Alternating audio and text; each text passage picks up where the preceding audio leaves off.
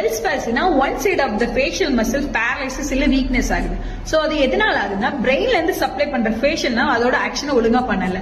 So இதுக்கு நிறைய reason இருக்கு. சோ இதோட மெயின் சிம்டம்ஸ் என்னன்னா உங்களால ஐப்ரோ ரைஸ் பண்ண முடியாது, ஐஸ் க்ளோஸ் பண்ண முடியாது, ஸ்மைல் பண்ண முடியாது, ஃபுட் வாட்டர் எல்லாம் ட்ரூலிங் ஆகும், உங்க ஃபேஸ் ஒரு பக்கம் தொங்குற மாதிரி ஃபீல் ஆகும். சோ இந்த மாதிரி எந்த சிம்டம்ஸ் இருந்தாலும் உடனே நீங்க ஹாஸ்பிட்டல் ரீச் பண்ணுங்க.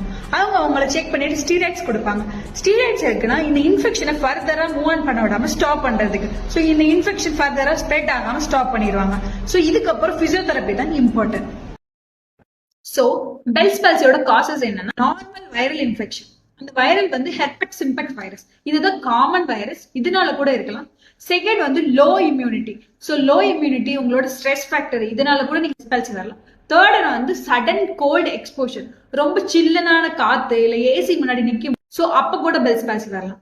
இல்ல உங்களுக்கு ஏர் இன்ஃபெக்ஷன் இருக்கு, அப்பர் ரெஸ்பிரேட்டரி ட்ராக் இன்ஃபெக்ஷன் இருக்கு, உங்களுக்கு டயபெட்டிக்ஸ் இருக்கு, மெட்டபாலிக் டிசார்டர் இருக்கு, அதனால கூட பெல்ஸ் பால்சி வரலாம். சோ பிரெக்னன்சில இருக்கிறவங்களுக்கு கூட பெல்ஸ் பால்சி வரலாம். ஏன்னா ஹார்மோனல் சேஞ்சஸ் ஆகும்போது நம்ம போய் கம்ப்ரெஸ் பண்ணும்.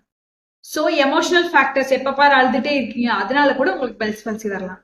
இப்ப உங்களுக்கு இன்ஜுரி ஆகுது, சோ அதனால கூட பெல்ஸ் பால்சி வரலாம். உங்களுக்கு டியூமர் இருக்கு பிரெயின்ல, அது உங்க ஃபேஷியல் கம்ப்ரெஸ் பண்ணுது, அதனால கூட வரலாம். வந்துருச்சு ஹாஸ்பிட்டல் போயிட்டு ஸ்டீராய்ட்ஸ்ல எடுத்துறீங்க. சோ தேர்ட் ஸ்டெப் என்னன்னா நீங்க ஒரு பிசியோதெரபிஸ்ட் மீட் பண்ணணும். ஏன்னா பிசியோதெரபிஸ்ட் தான் உங்களோட மூவ்மெண்ட்டை ரீகெயின் பண்ண ஹெல்ப் பண்ணுவாங்க.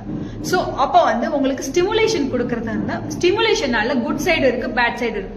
குட் சைடு என்னன்னா ஸ்டிமுலேஷன் எடுத்து ஃபுல் ரெக்கவரி ஆனவங்களும் இருக்காங்க, ஸ்டிமுலேஷன் எடுத்து ஹாஃப் ரெக்கவரி எடுத்து அதுக்கப்புறம் சின் கைனசிஸ் டெவலப் ஆகுறதுக்கு வாய்ப்பு இருக்கு. சோ சின் கைனசிஸ்னா என்னன்னா இப்ப நீங்க ஐ க்ளோஸ் பண்றீங்க, அப்பனா ஐ க்ளோஸ் பண்ணும்போது அன்வான்டா இங்க இருந்து இழுக்கிறது இல்ல இங்க இருந்து இழுக்கிறது மாதிரி கிடைக்கும். இல்ல லிப்ல ஏதோ ஒரு மூவ்மெண்ட் பண்றீங்க, ஐ சுருக்குற மாதிரி ஒரு மூவ்மெண்ட் ஆகும். சோ இந்த மாதிரி இருந்தா அது பேர் சின் கைனசிஸ்.